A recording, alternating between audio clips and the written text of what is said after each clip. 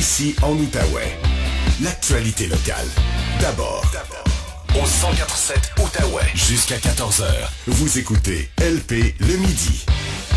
OK, on est de retour. On le reçoit tous les lundis à l'émission pour faire le point sur la pandémie. Il y a encore beaucoup de choses cette semaine. On va tout de suite aller retrouver le microbiologiste Patrick Filion, qui est aussi professeur au Cégep de l'Outaouais. Salut Patrick! Salut LP. D'abord, les tests rapides qui arrivent finalement là, dans certaines écoles primaires de l'Outaouais. On va les utiliser pour des enfants qui ont un ou des symptômes, Patrick. Mais si c'est positif, ces jeunes-là vont devoir aller subir un autre test. C'est bien ça. Dans le fond, ce qui va se produire, c'est que les enfants présentant un symptôme vont pouvoir subir un test rapide à l'école. Donc, c'est un test nasal, mais c'est pas le même écouvillon. Là, on va pas aller très profondément là, dans la cavité nasale. Donc, on le va sur le bord, puis on fait le test, un test antigénique. Puis, si le test est positif, donc on retire l'enfant de l'école et à ce moment-là, on va demander aux parents de l'accompagner pour aller faire un test plus précis avec les personnes qualifiées pour le faire. Mais ça devrait au moins limiter, par exemple, la propagation des cas dans les écoles. Si on peut détecter rapidement les cas qui sont positifs, on les retire rapidement, puis on évite là, que d'autres enfants soient contaminés. Donc, il était plus que temps qu'on ait accès à ces tests-là. On aurait souhaité qu'ils soient là peut-être même l'hiver dernier, mais vaut mieux tard que jamais. Tout à fait. Pour rassurer les parents, là, ils vont être avisés avant, vont devoir donner la permission là, pour que l'enfant subisse un test rapide. Mais là, il y a quelque chose que je comprends plus ou moins. On dit, si c'est positif, ça va prendre un autre test plus précis. Mais si c'est négatif, on estime que c'est fiable quand même, Patrick?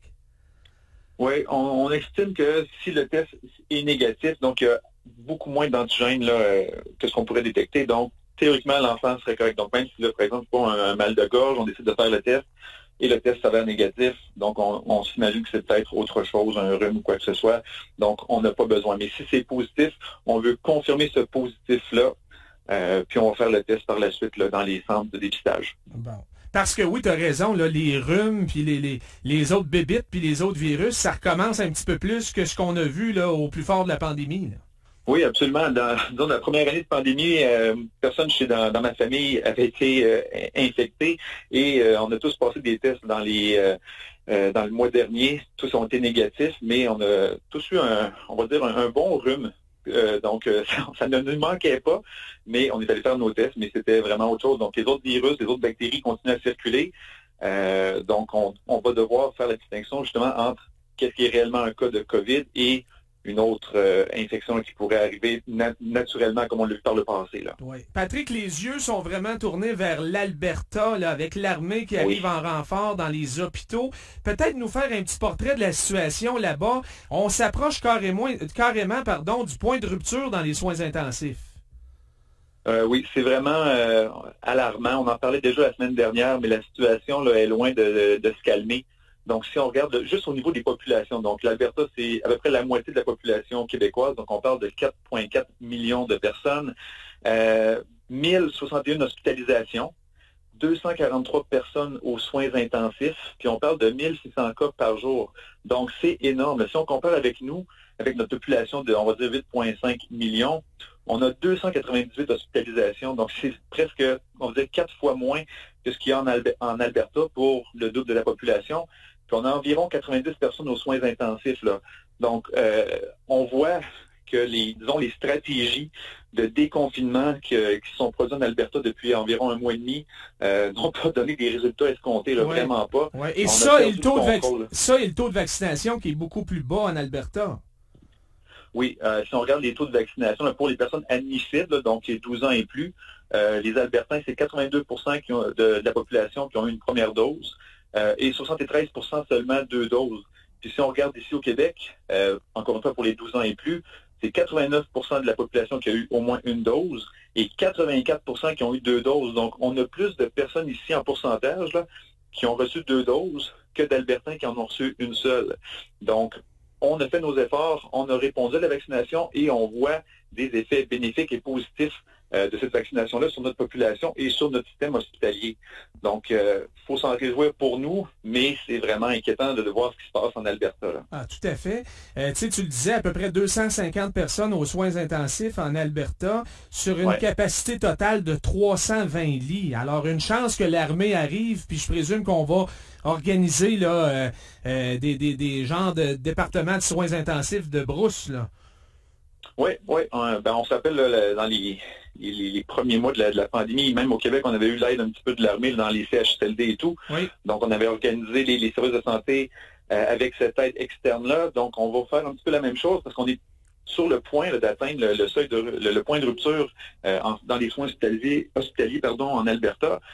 Puis ça va vite, là, puis on s'entend que les mois les pires, sans vouloir être alarmiste, s'en viennent.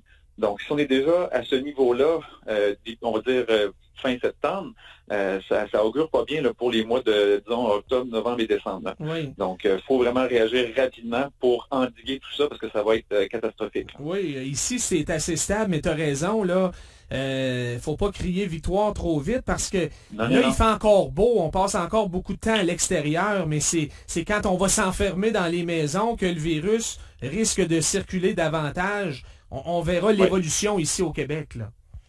Oui, il faut, comme je le disais aussi, il faut se réjouir de ce qu'on a fait comme effort, mais il ne faut pas relâcher. Il faut apprendre un petit peu de ce que l'Alberta vit.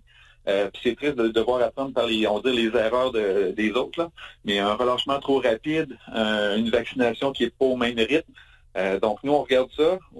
Tous les gens qui se demandent pourquoi on porte encore le masque, pourquoi on fait encore la distanciation, puis qu'on limite le nombre de personnes dans les événements, etc., ben c'est pour ça. C'est parce que le virus circule encore et on a quand même une certaine proportion de la population qui n'est pas vaccinée, incluant nos 12 ans et moins en entier. Donc, il faut vraiment se méfier du virus, de ces variants qui sont plus facilement transmissibles et qui entraînent des symptômes plus sévères. Donc, on fait bien des choses, mais il faut garder ça sous contrôle. Des symptômes plus sévères chez des gens de plus en plus jeunes. Là, je lisais un article il y a quelques jours, beaucoup de personnes dans la trentaine et la quarantaine qui sont à l'hôpital, non vaccinées, là, dans presque 90% des cas, qui se retrouvent sous respirateur. Et ce qu'on constate, Patrick, c'est que même ceux qui s'en sortent se retrouvent avec des poumons en mauvais état. Rien de comparable avec une pneumonie normale, entre guillemets, là. Non, on n'est pas dans les virus, bactéries, disons, communes, où tu as une infection quelques semaines, puis ton corps, tes poumons récupèrent. Là, on parle vraiment de problématiques, de conséquences à moyen long terme, de gens qui, oui, s'en sortent, guérissent de l'infection, mais ont des séquelles importantes sur la respiration, donc vont avoir de la difficulté à faire des exercices physiques, vont être essoufflés rapidement, vont avoir des problèmes respiratoires.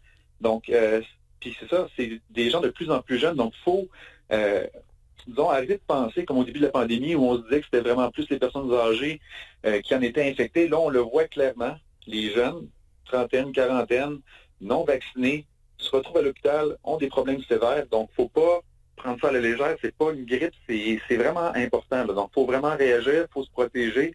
La vaccination est encore notre meilleur outil. On a la preuve que ça fonctionne, donc il faut que les gens réagissent et se protègent en conséquence. Oui, il y en a qui sont même, là, dans l'article, on disait des gens qui sont même pas allés à l'hôpital, qui pensaient avoir guéri de la COVID, mais 3 mois, 4 mois, des fois 6 mois plus tard, ont encore ces difficultés respiratoires.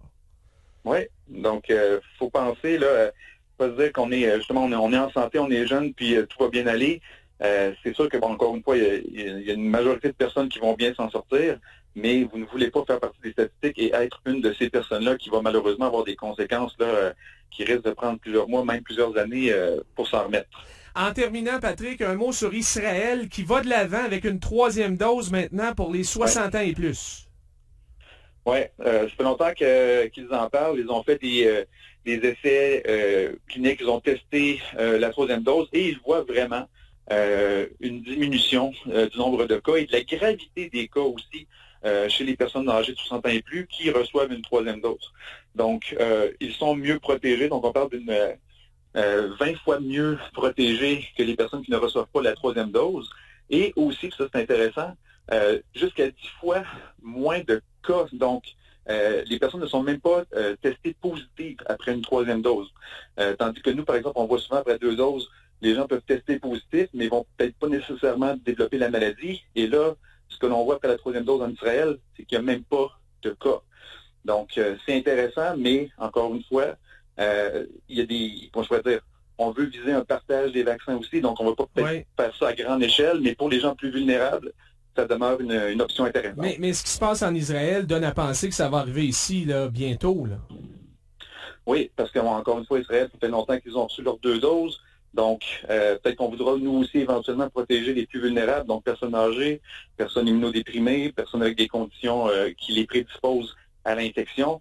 Donc, peut-être que pendant l'hiver, on va commencer à y songer parce qu'on voit des résultats positifs du côté d'Israël. Il y a des gens, Patrick, en terminant, qui s'inquiètent de cette 3e dose, qui disent, pourquoi, si le vaccin marche, on a besoin d'une 3e dose, mais si on regarde d'autres maladies, c'est fréquent ou pas une 3e dose?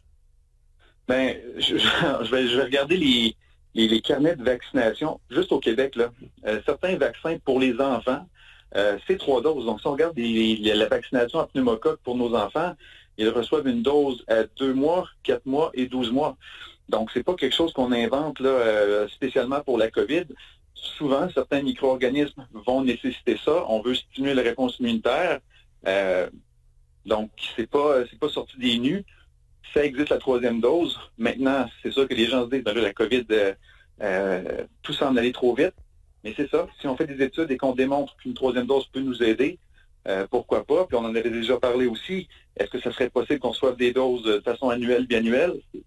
Tout est possible. Oui. Donc, pour l'instant, on voit que ça donne des résultats intéressants, surtout chez les personnes plus vulnérables. Donc, faut pas trop s'en inquiéter de cette fameuse 3e dose-là. Là. OK, on pourra s'en reparler, évidemment, Patrick. Merci beaucoup. Bonne semaine. Bonne semaine. Salut, Patrick Filion, qui est microbiologiste et professeur au Cégep de l'Outaouais.